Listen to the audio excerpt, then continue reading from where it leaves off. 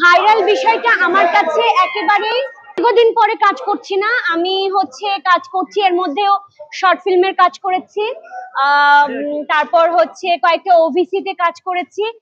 ওভাবে করে হয়তো বা লক্ষ্য করেননি, এই জন্য আসলে জানেন না বিষয়টা।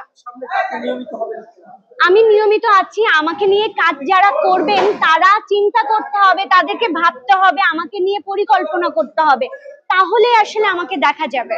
মাইকেল ভাইয়ের সাথে এর আগে আমার গানের শুটিং হয়েছে। উনি আমার গানের ডিরেকশন দিয়েছেন, গানের সিকোয়েন্সের।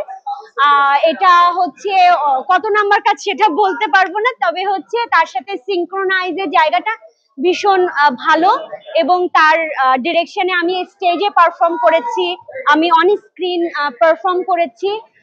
এখন পর্যন্ত অনেকগুলো কাজই তার সঙ্গে হয়েছে। সে অনেক গুড হার্টেড এবং গুড ডিরেক্টর, একজন গুড হার্টেড মানুষ এবং গুড ডিরেক্টর। তো আশা করছি এই গানটাও অনেক ভালো কিছু হবে। দর্শক যারা দেখবেন তারা অবশ্যই জানাবেন কেমন হয়েছে, কেমন লাগলো আপনাদের।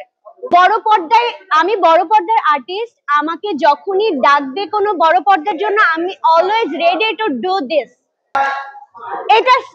এটার সিক্রেট সৃষ্টিকর্তার কাছে, এটা আমার কাছে কিছুই নেই। সৃষ্টিকর্তা আমাকে যেভাবে বানিয়েছেন, আর বাকিটুকু একটু টুকটাক তো ফুড মেনটেন করতে হয়, আর তাছাড়া দেখা যায় একটু রূপচর্চার যে জায়গাটা সেটাও তো টুকটাক করতে হয়, যেহেতু অনেক স্ক্রিনে কাজ করি। তো সেই জায়গা থেকে এতটুকু ব্যালেন্স করে চলার চেষ্টা করি, ওয়ার্কআউট করি টুকটাক, আর বাকিটুকু সৃষ্টিকর্তা। ভাইরাল বিষয়টা আমার কাছে একেবারেই ভাইরাল বিষয়টা আমার কাছে একদমই বলবো যে আমি এই সময়ে স্টার্ট করিনি, তো আমি এটা বলতে পারবো না ভাইরাল বিষয়টা কি।